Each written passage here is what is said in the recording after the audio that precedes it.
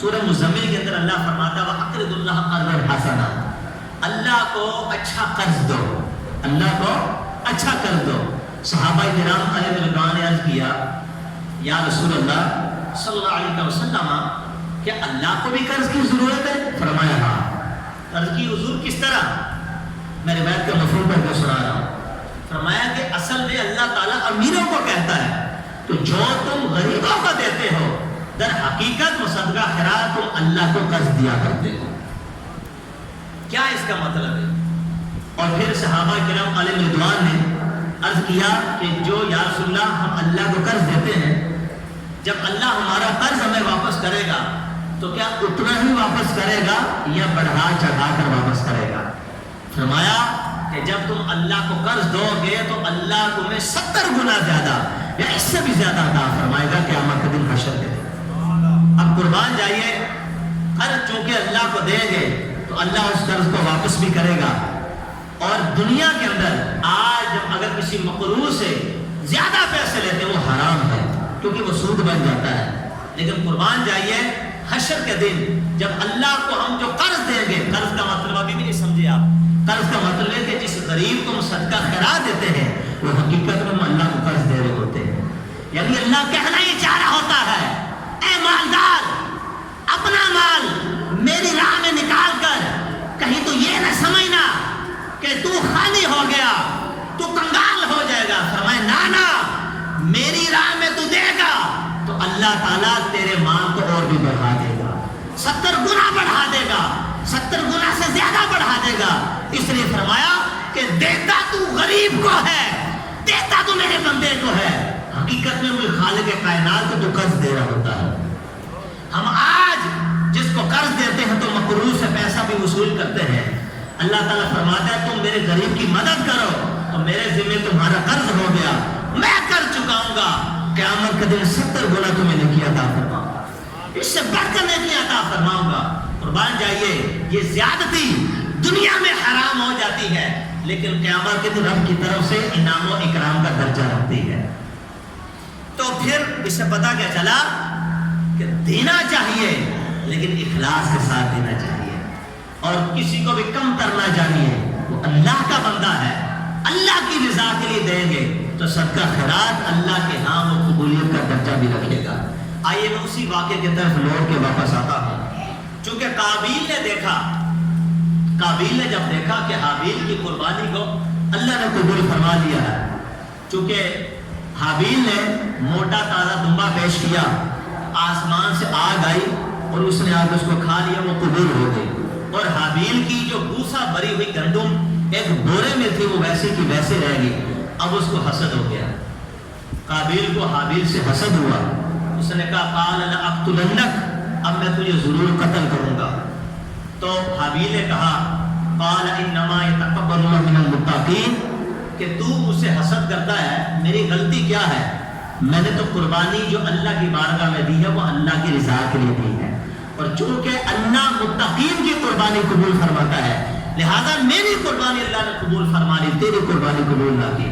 اس کو حسد ہو گیا، اسی حسد میں آ کے اس نے اپنے بھائی کو قتل کر دیا۔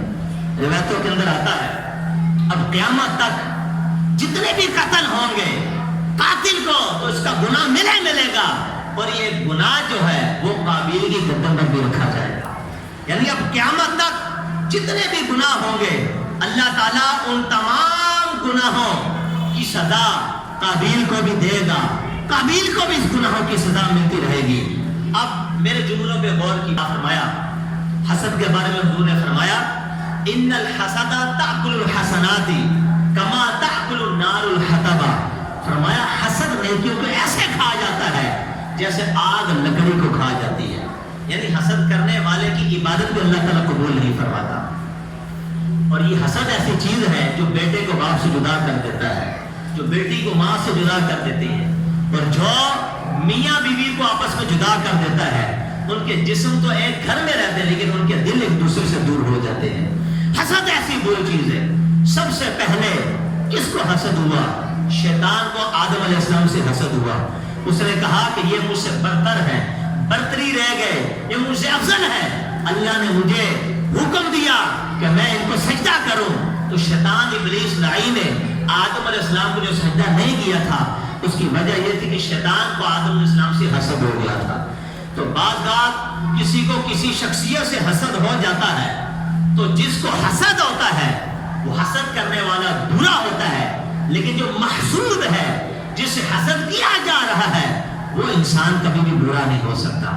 پھر اس کا حل کیا؟ امام غزالی رحمۃ اللہ تعالیٰ نے فرماتے ہیں کہ جس کو کسی سے حسد ہو جائے یہ اتنی بری چیز ہے, آپ فرماتے ہیں وہ رات کو اس کے لیے اللہ کی بارگاہ میں بخشش کی دعائیں کرے, اپنے بھائی کے لیے دعا کرے گا تو انشاءاللہ اس طرح اس کا جو دل جو میلا ہو چکا ہے یہ جیلس ہوتا رہتا ہے, یہ میل کچیل اللہ تعالیٰ نکال دے گا, اس طرح حسد نکلے گا.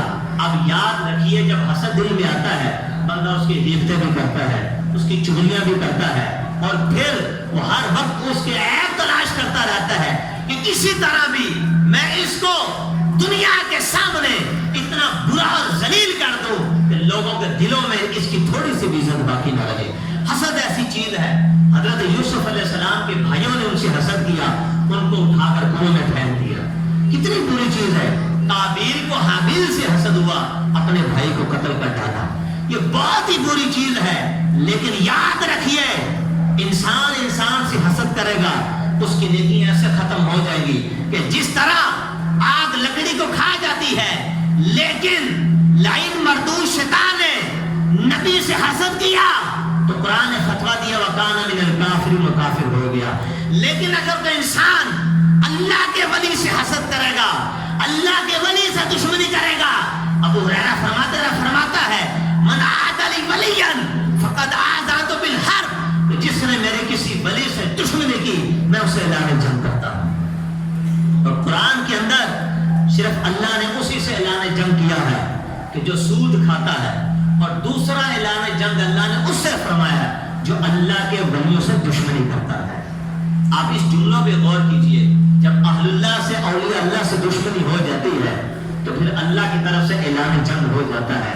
لہذا ان کی صحبت میں رہیے جو اللہ والوں کے متبی, اللہ والوں کے پیروکار ہیں, اللہ والوں سے محبت کرتے ہیں, اللہ والوں کے آستانوں پہ جاتے ہیں, ان کے آستانوں پہ جا کے چراغوں کو روشن کرتے ہیں, وہاں جا کے دعائیں کرتے ہیں.